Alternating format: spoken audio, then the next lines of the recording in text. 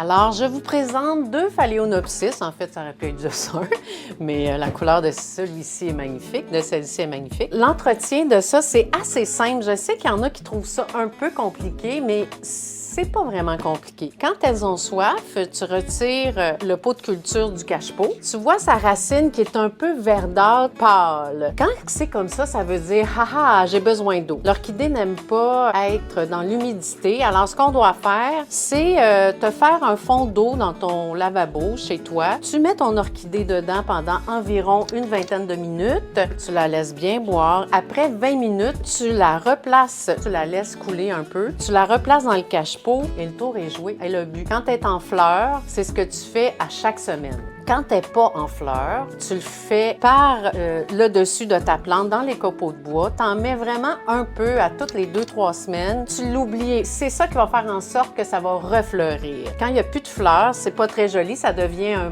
brun beige ici. Tu vas couper ta tige au-dessus de l'œil de l'orchidée. Tu vois ici un œil, 2 œils, 3 yeux, 4. Moi, je le fais ici à la base. Je sais qu'il y en a qui disent de couper le tiers. Moi, je le fais à la base parce que je trouve ça plus joli quand ça repart du bas puis que ça monte dans le haut. C'est tout ce que tu as à faire. Ce qu'on peut faire aussi, c'est de vaporiser les feuilles. Ils aiment ça. Ils aiment ça, l'humidité sur la feuille seulement, par exemple, pas sur la fleur. Ça va la faire flétrir puis ça sera pas joli du tout, du tout. Alors, c'est ça.